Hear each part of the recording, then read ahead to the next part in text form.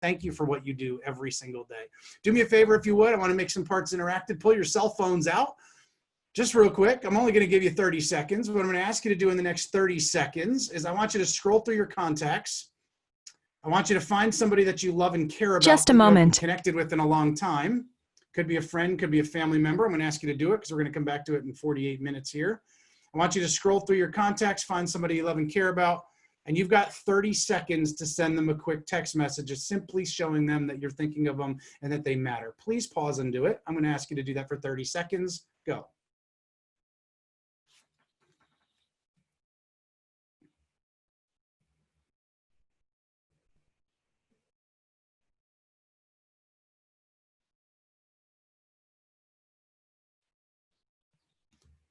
$15 seconds.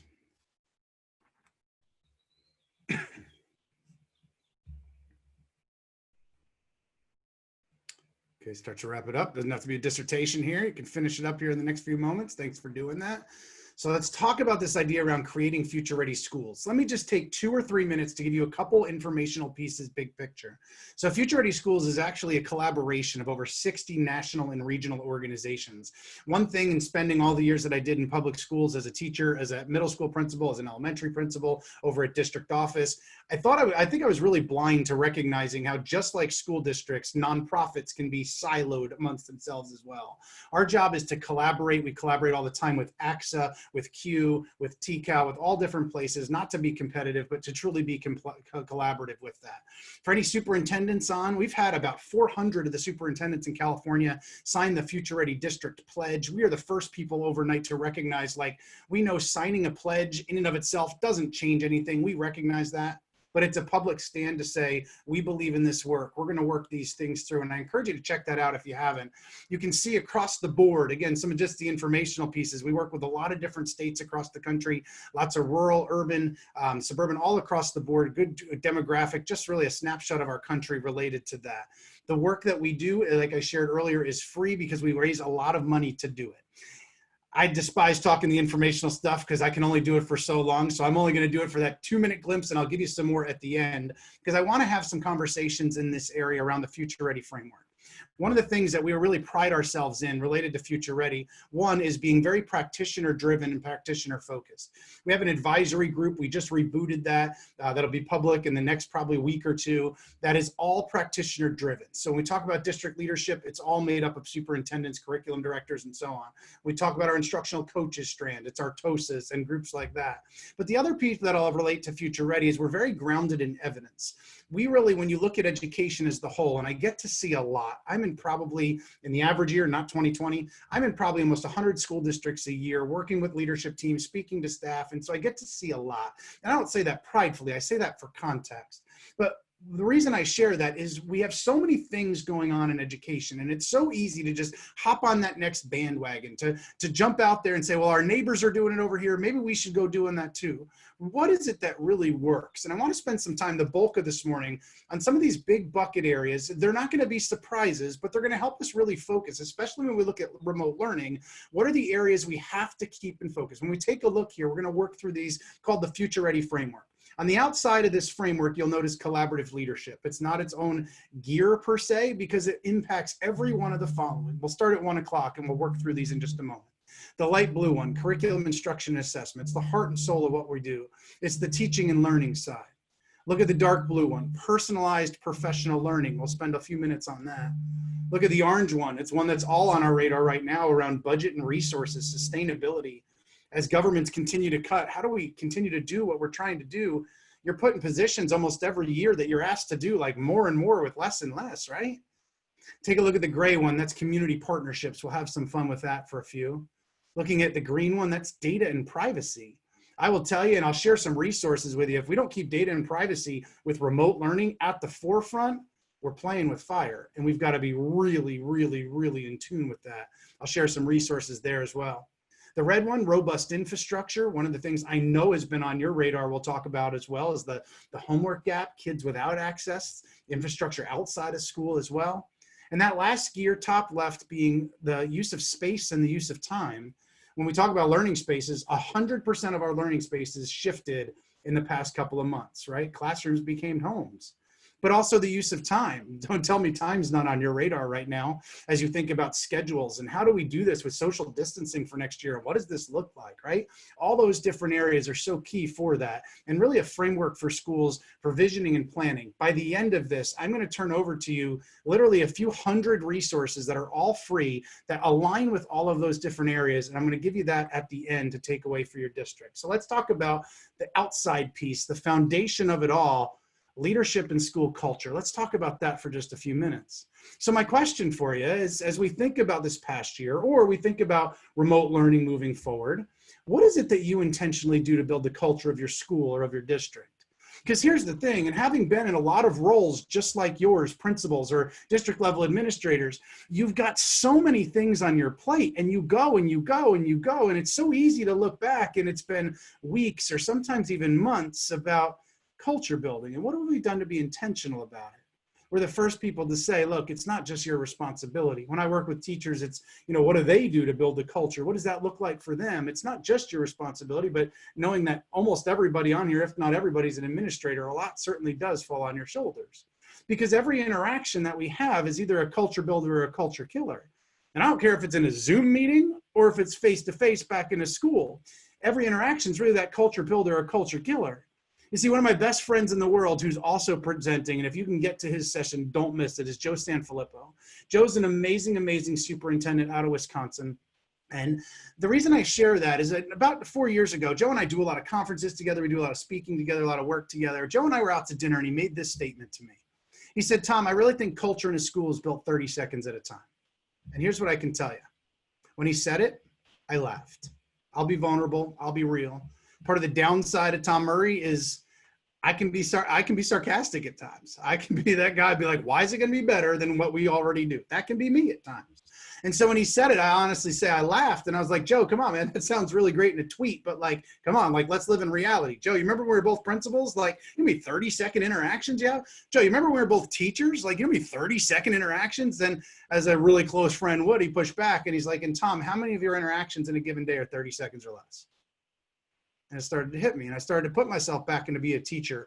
Kids in the hallway, quick interactions, kids in a classroom, quick interactions. I put myself back to being a principal, walking by a teacher, walking into the faculty room, saying bye to mom in the car rider line. Dad comes in, drops off a lunch. 30 seconds or less, 30 seconds or less, 30 seconds or less. So my question for you is, what is it that you intentionally do? I want to show you this really quick clip from one of my good friends, a guy named Inky Johnson. If you don't know Inky's work, he is not an educator. He was named one of the top 20 motivational people in the world. He wrote my foreword to Personal and Authentic because he credits an educator with saving his life.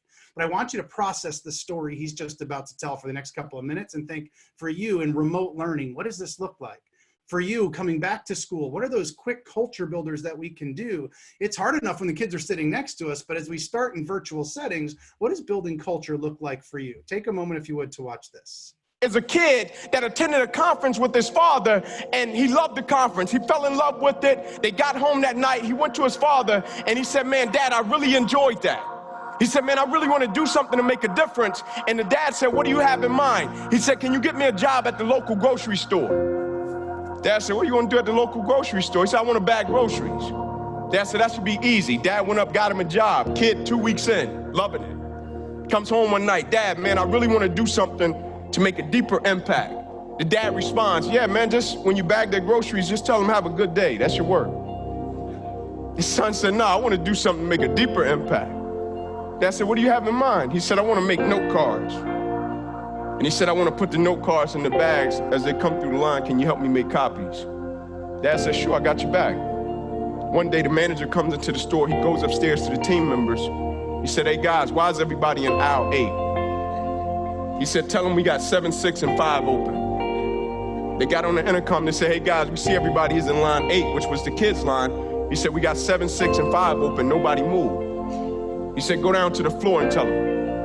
They ran down to the floor to the line. They said, hey guys, we see y'all in 8. We got 7, 6, and 5 open. We just want y'all to know. They said, no, we cool. We want to stay in little Johnny's line and get his word of the day. They said it got so bad that people started getting a stoplight away from the store. They would go in, they didn't need groceries, and they would go in and get a loaf of bread. They would go into the store just to get this word of the day, and they would call their friends and say, man, you gotta come by the store and get this note card that this kid is giving out. And it drove business to an institution, and it wasn't based upon a business strategy. It was based upon a heart in the right place and intent, but at the end of the day, it was based upon a connection with people. There's this quote that says, people may forget what you do, but people will never forget how you make them feel. As you process that quote for just a moment, I want you to think about how, as administrators, every time we bring people together, it's an opportunity to build the culture of our school, of our district. As a teacher, it's every time it's an opportunity to build that culture. When I watched my daughter and my son is a kindergartner this past year, my daughter's a fourth grader. And one of the things that I watched their teachers intentionally do is once a week, they would have a Zoom meeting that was just for fun, where they would do things where kids wanted to be, to keep that connection, to keep that social connection. Continue to see so many surveys out there of like, what did you miss the most? And it's the people side of our work. I mean, let's face it, if we create environments where people don't want to be, why the heck do we do what we do? So what do we intentionally do to create an environment where people want to be? That culture is really the foundation of it. Let's touch on each of these gears just a little bit. Obviously, something like curriculum instruction and assessment, we could spend months on and still have lots to talk about. We recognize that. So when you think about, just to walk you through a quick exercise, when you think about and process, what are some of the skills that you want to see that our kids have in the future? And what does that look like in your teaching and learning? And as you process some of those skills, really visioning out, well, what's that vision for teaching and learning to make it happen? You see, I've asked those two questions to well over 10,000 educators. And again, I don't say that for pride, but I say that out of context. And everybody knows like the right things to say. Here's what I mean. When I ask about the skills, people know, every educator in the country could do problem solving, collaboration, 4 C's, critical thinking. Like we can rattle all those off. And that yet sometimes we walk into a classroom and every kid's an island unto themselves. Like we say we believe sometimes certain things, and yet we go in and we have structures that show it differently. We say sometimes that we go in and check out this honors class, check out these AP classes, and then we back it up. Well, who has access to that? Who doesn't have access to that? So let me just touch on one area around curriculum instruction and assessment. And this point being here is, let's touch on, because equity is core to the work. I know you're doing a lot in California in this. I guarantee it's on your radar, but let's just talk about from a curriculum instruction assessment and just one quick example related to gap and equity, really equity and opportunity. I really don't believe we should be calling things achievement gaps. I think we should be calling them opportunity gaps. Let me just give you one quick example. So take a look at this data. This goes back, we're going to rewind to 2013 for a moment. This is the computer science exam. Yes, that's one tiny aspect of all that we do teaching and learning. I fully get that. But take a look because we've got some data. So take a look back in 2013. That's a course we might walk people through. Check this out. We've got AP computer science. Look at us. But take a look at what the data when we break it down. Back in 2013, 30,000 kids across our country took that assessment. And I know out of the handful of out of the millions of kids that we have, I know that's not many, but just process this data for a minute. Look at the data for females. Look at the data for our Black students or our Latinx students. And when we take a look underneath that, look at the subtext. You see in 11 states, not a single Black student took the exam that year. States, just process that. In 8 states, not a single Hispanic student took the exam that year. Just process that. But as administrators, when we focus on something, look at 2017. Let's jump up there just a couple years past that and look at the rise in those different areas in our females. Look at the rise in our Black students. Is that nearly enough? Nope. But you know what? When we focus on it, when we actively recruit our students of color to high-level courses, when we actively recruit our females where they're underrepresented, it can start to make a difference. And then we go to 2018 and look at some of those gains in that. Point being, when we see those equities and opportunity in our teaching and learning side, when we see those disparities or those inequities, when we do those equity audits to take a good hard look in some of our lenses and take some of our blinders off, what does it show? And then if we know better, we've got to do better, right? Maya Angelou, if we know better, we've got to do better. Because I think we're often, and I'm talking about myself, really good at identifying disparities. But then we talk about it sometimes for a year or 2 years or 3 years, or we're having the same conversation 4 years later. So when we talk about it, we really do need, absolutely, and they have the right to our brilliance for our females and our students of color. That's just one example of equity in one area from a teaching and learning side that we've got to stay hyper-focused on. And when we talk about the remote learning side of things, so I encourage you from a teaching and learning end, as an administrator, break down your demographics, take a look at your higher level courses, your quote unquote rigorous courses, look at your AP courses, look at your honors courses, or look at your extracurricular activities and compare the demographics of those to the demographics of your school community. And if there's a misalignment, we've got to ask why and what can we do to actively make sure that we can fix that. So how are we actively ensuring equity and opportunity? It's certainly a lot easier said than done. I recognize as a former district leader and principal, but it's got to be on our radar as a non-negotiable for us. Let's touch on professional learning for a moment. There's a reason that we call it professional learning and not professional development. I can tell you, I've never met an educator in my life that gets up that says like, I can't wait to go be developed today, right? Like, yeehaw. It's interesting when you look at research behind the phrase professional development. You know what people instantly think of? There's multiple studies on this. Sit and get hours-based accountability. You know what we know doesn't work from research? Sit and get hours-based accountability. I'm there because I got to do the hours. I got to check it off the box. Shows minimal to no growth, right? So let's talk about professional learning for a moment. I love to start the conversation on this aspect related to this video right here. Take a moment, if you would, to watch this, because this to me is a microcosm of kind of traditional professional learning. But here's the hope that I have. In the past 5 years, we've seen so many changes across the country in high quality professional learning. Take a moment to watch this.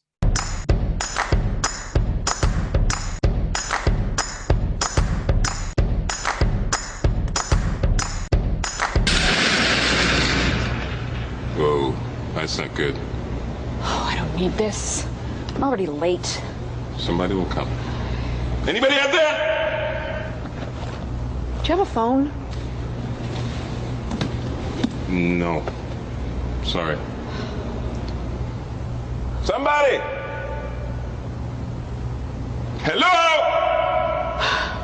There are 2 people stuck on an escalator and we need help. Now, would somebody please do something?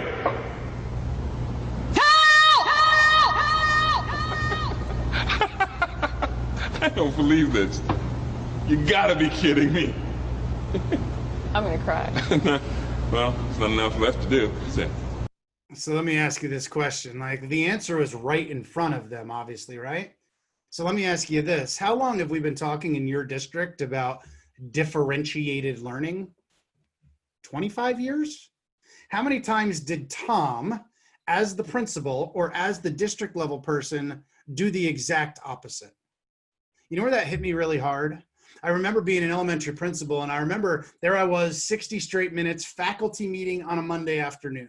For 60 straight minutes, admin, we know how it is. You've got lots on your plate. You've got lots of managerial stuff, comes with the territory.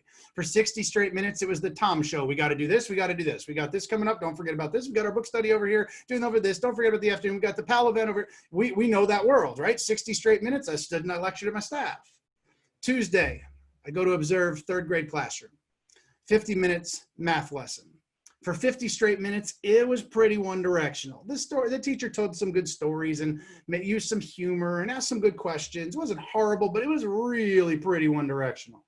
And I've got written in my notes, when we've got a captive audience for 50 straight minutes, can't just talk at them the entire time. Following day, post-observation. Principals, you've been there. You know this feeling. Admin, you know this feeling. I'm sitting side by side with that teacher. And I'm giving some feedback. And just like you, I'm highlighting some of the good things that happened. And then I see written in my notes, when we've got a captive audience for 50 straight minutes, we can't just talk at them that whole time, right? And I start to feel nauseous because here I am about to tell my teacher not to do literally exactly what Tom Murray did the day before.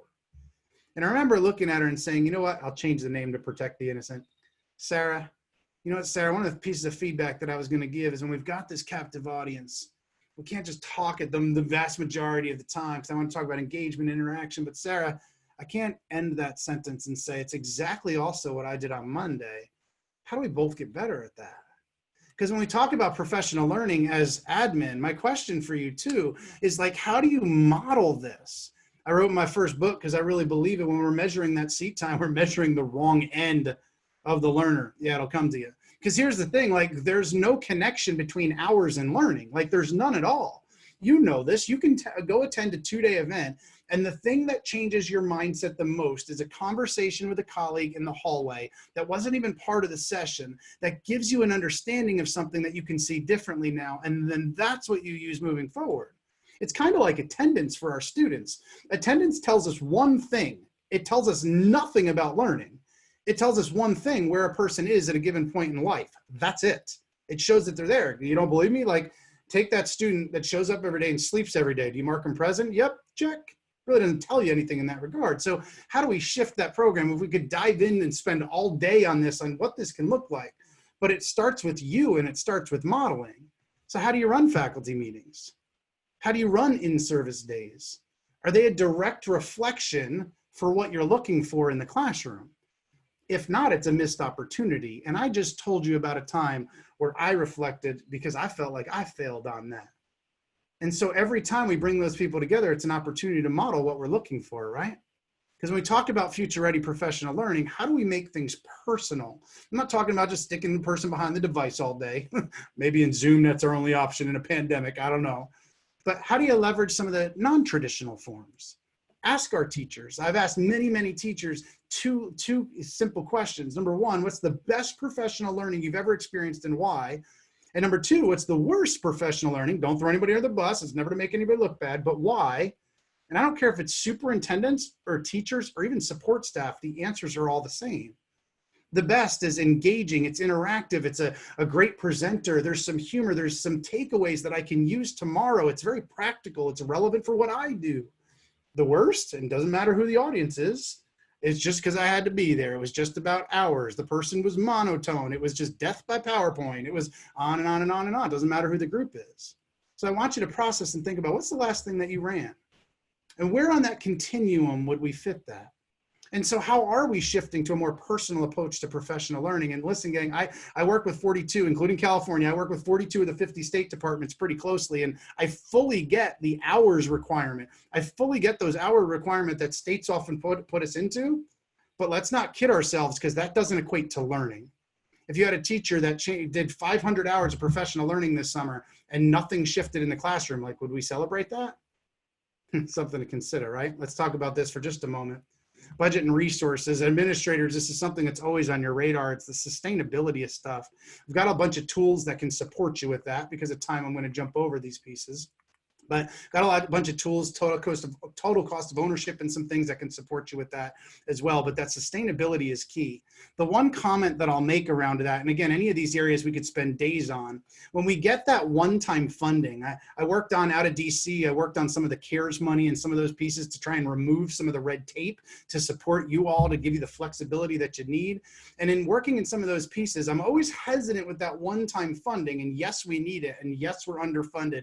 Totally agree on all those fronts, but maybe it's that, maybe it's Title IV funding, whatever that money that we get that one time, we're really good about buying stuff, right? And I'm not saying that's inherently bad, but what happens 4 years from now with the devices that we purchase with one-time funding need to be refreshed? What does that look like?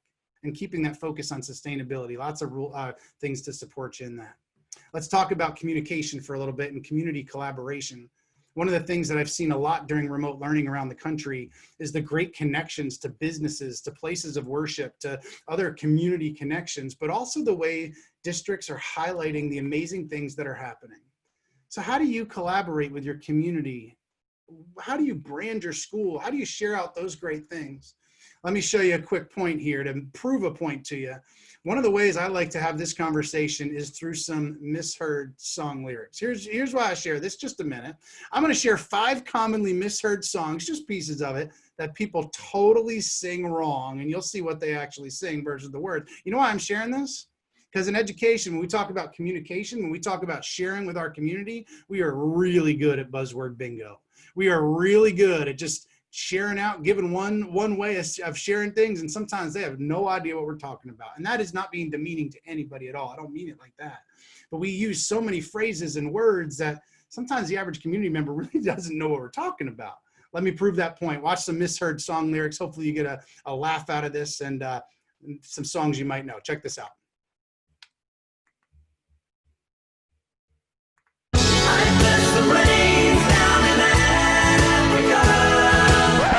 Real.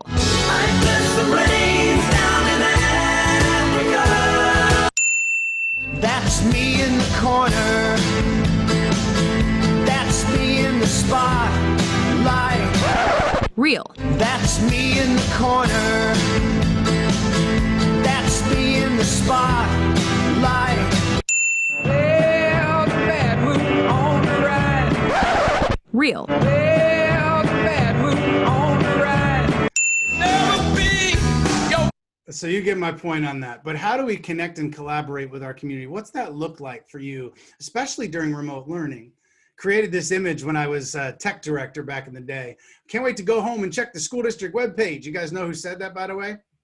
Yeah, no parent ever. Like, there's no parent driving home today being like, can't wait to check the district webpage to see if they updated anything. Like, nobody's doing that, right? So how do we connect? How do we collaborate to stay relevant for their world?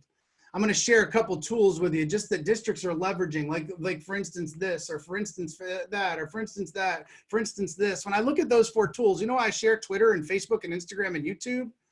Because when I look at how we share and communicate, Tom Murray doesn't look at, gee, how does the average school or district do it? How does Target do it? How does Nike do it? How does McDonald's do it? How does Disney do it? Like, why is it that a child can recognize Disney before they can walk? Why is it that driving through town, the kids yelling at the golden arches before they can talk? It's branding. It's the way that they get in our heads. And so when we share out those great things, see, a lot of times we'll share the informational stuff, but if we're not sharing the things we're proud of every day, it's a missed opportunity. And I'm not just talking about budget time when we're trying to get something passed. And I'm also not just sharing that it's just the administrator's job. Can you imagine the power of every person, and maybe it's a utopian-esque thought, but every person in your district just taking one time a day to take less than 1 minute to share out something amazing? Do we have to worry about things like privacy? Absolutely. I'll talk about that in a moment. But every day in your school and every day in your district, amazing things happen. How does your community know? Let's touch on privacy for a little bit. And again, you've got lots of resources. Why I'm sharing these areas, we've got a lot of resources for you in all these different areas to support moving forward those takeaways. Let's talk about student data privacy. So I testified in front of Congress about 4 years ago on student data privacy. If you remember when Target got breached and Home Depot got breached, it was shortly after that because Congress started to say, like, what happens if like these billion-dollar companies are messing it up and their information's getting stolen? What about the school districts that have 1 or 2 people in charge of the data, like that don't have a billion-dollar company? Like, what about them? So take a look. This is from a few years ago, but take a look across the country. I wish Data Quality Campaign would send an updated graphic. This comes from a great resource, one of our partners, but just look across the country from a couple years ago. Purple is the states that passed new legislations. Green are the states that had new legislation introduced. For many of us here in California, you guys being in California, you guys certainly have one of the more stringent laws around this for ed tech companies and so on and so forth. I'm going to heighten your alert on privacy in under a minute. So take your cell phone back out if you could, real quick. If you want to take a picture of the screen, that's fine. Take your cell phone out.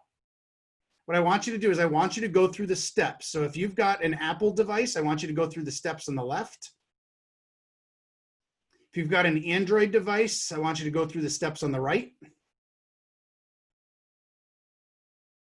If you've got a flip phone, I can't help you. Just kidding. I know they're making a comeback. As you go through these steps, as you're going through your phone, as you go through these steps, what you will notice, now Apple prompts you for security towards the end. I don't believe Android does yet. But in under a minute, if you scrolled through all those things, I just pointed out to you that your phone tracks and logs your locations. Now, the reason I just shared that is because I'm guessing, and working with so many admin, I point that out all the time, and like, I knew I shouldn't have updated to Apple 11, like iOS 11. No, it has nothing to do with that.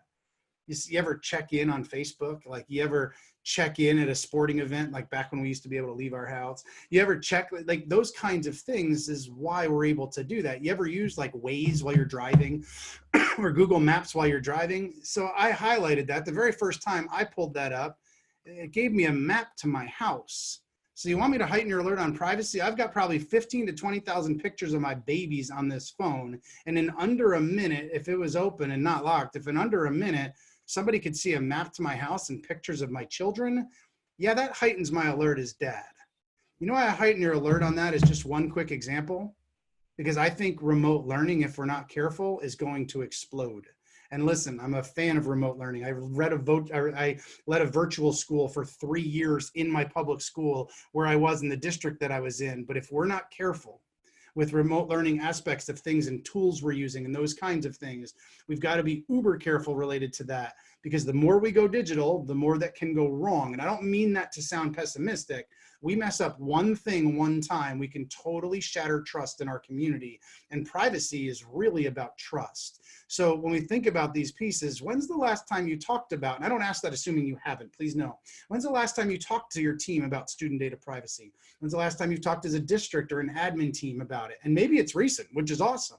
Let me give you a quick resource. If you don't know them, please write them down. They're a Futurity partner of ours. They're a nonprofit. They don't sell anything. It's the Future of Privacy Forum, fpf.org. They are an amazing resource. I encourage you to check that out. They just released some things around privacy and remote learning. I really encourage you to check that out. The Futurity event we're doing at the end of the month, the virtual event for tech directors, they're going to be one of the afternoon kind of keynotes in looking at privacy. So I encourage you to check that out there as well. We've got lots of resources for you. Let me hit a couple other areas before I start throwing some final resources your way and send you on your way. When we talk about robust infrastructure in this gear, we're often talking about the inside the school walls. One of our Futurity partners, Education Superhighway, they estimate that 99.5% of schools in our country now have the needed connectivity inside of our schools, which is awesome. We still have some of that last mile. I have a friend who's a principal in Alaska on one of the very remote islands that still has some form of almost like a dial-up service because nobody's running fiber to those islands, right? And so a lot of those last miles are still an issue, but what's really been on your radar in the last couple of months for sure, at Future Ready, we've been preaching this for 5 years related to this, but it's equity and access, kind of the homework gap for our kids that don't have it. Because we've realized, and many of us prior to, many of us that were focused on this prior to, that connectivity really is that lifeline for progress. So let me throw some stats at you, and we are actually working on some new statistics around this through Future Ready Schools and the Alliance for Excellent Education where we work to be able to share these with you. But to give you this data is a couple years old now, but they estimate about 5 million of the 29 million households in our country that have school-age children do not have internet access at home. Disproportionately, it's our Black and Hispanic families. So we had this conversation like we have for the past 5 years, a lot of times, oh yeah, we know that. What are we doing about it? Well, guess what? When we went to remote learning 3 years ago, their education stopped when their home became their classroom if they didn't have it. The estimate's about 12 million of our nation's kids don't have that internet access. Let me tell you about two school districts that for the past 3 or 4 years have been trying to do different things with their communities as well. This is Russell Booker, Superintendent of the Year in South Carolina. One of the things they're doing is taking a look, they're reaching out to all their businesses. You see, your school your district has all your businesses on their tax rolls. So they reached out to all their businesses to create a community Wi-Fi map of all the places in their community. And they started with the ones that were easy. The public library, Starbucks, McDonald's, all the places that you could get free Wi-Fi where the kids were welcome.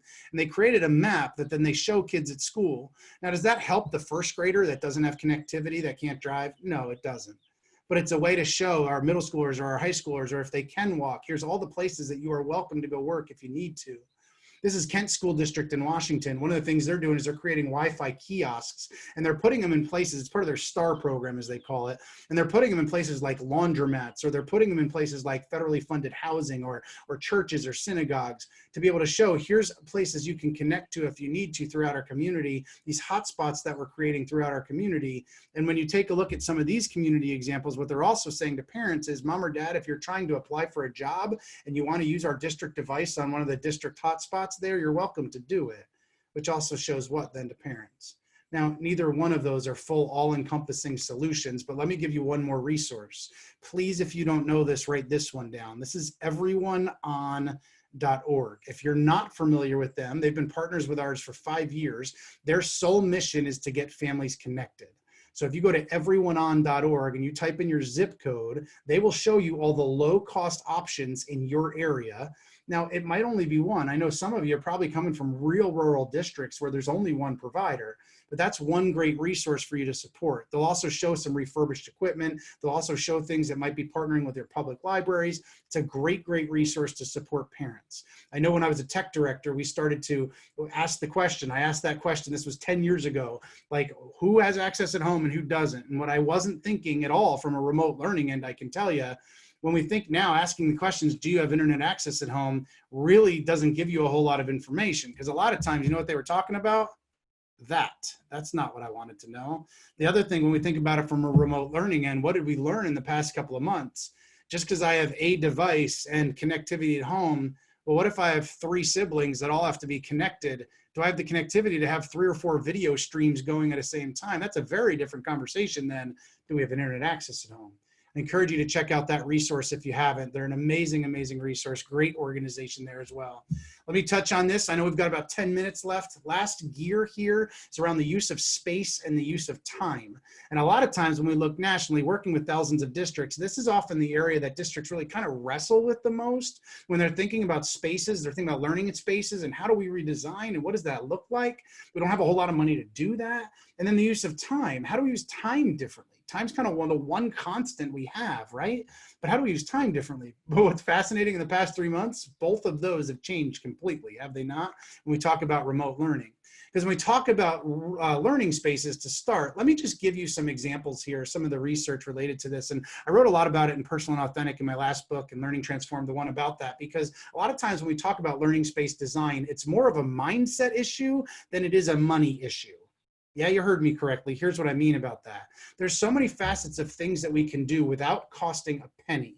So if our mindset is like, I'd love to shift things in terms of our spaces, but we don't have any money to do it, that's a mindset problem first and foremost. I'll give you just a couple examples from a research end about spaces. And I want to be really clear, this isn't about being pretty for Pinterest. This is understanding learning sciences and how design impacts the brain. So we talk about some of this, just to give you some thoughts here related to that.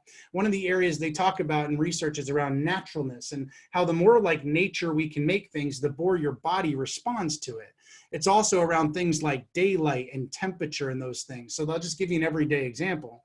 One of the things, you ever look at any research on daylight's impact on mood or mood's impact on learning?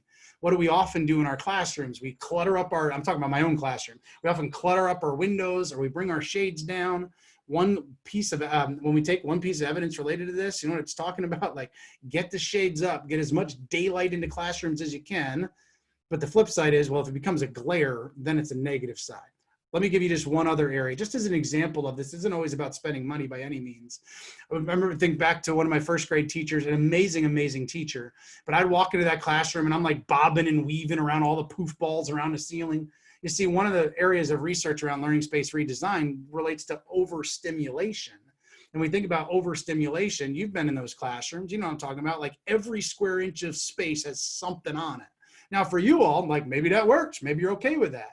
But for the average brain, it's just way too overstimulating. So when we talk about that space in that area there, declutter as much as we can and really have the underlying thought, if it's in our classrooms and it's not there for learning, why is it there?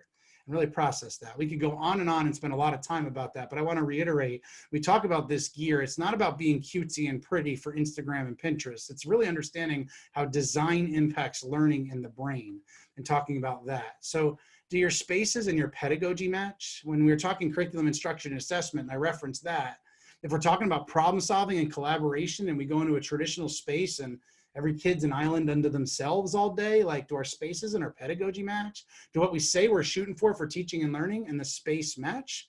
Because the learning space is really the unwritten story of our schools quite often, is it not? As we think about these different pieces, if we just touched on, and I know I flew through just the examples, the reason that I shared them is they're really the research-based big bucket areas that, whether it's remote learning or learning in a traditional school, like on-site, that we've got to focus on. And so let me throw some resources your way as we start to think through and wrap up some of these pieces.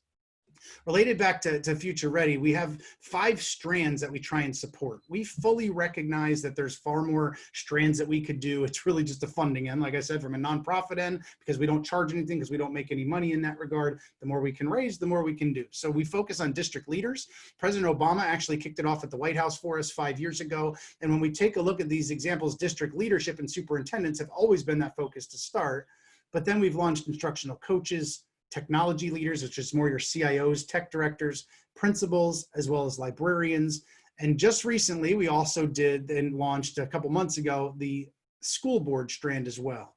And so these strands have frameworks, they have resources, they have tools, they are all read and run by practitioners and those people that have been leading the way. We're really, really proud of that to make sure we're not disconnected, not at the 50,000 foot level with you all doing the work being like, that's totally irrelevant, right? So all the work is completely planned by practitioners. Let me show you a couple more resources before I send you off. Futurity Dashboard, you're looking at a quick screenshot of that. Futurity Dashboard's been used by over 2,000 school districts in our country.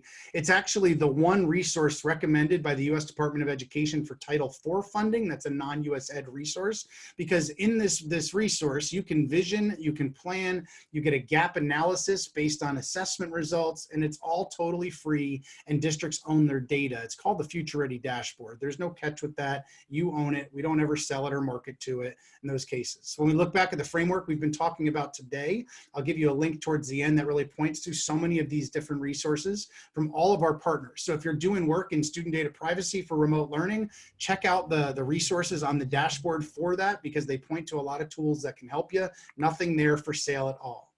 Plug the Own Future Ready podcast that we launched. If you're looking for a great podcast, here's what we do. We talk to superintendents, we talk to principals on things that they're doing. First season was all about remote learning and how they transitioned.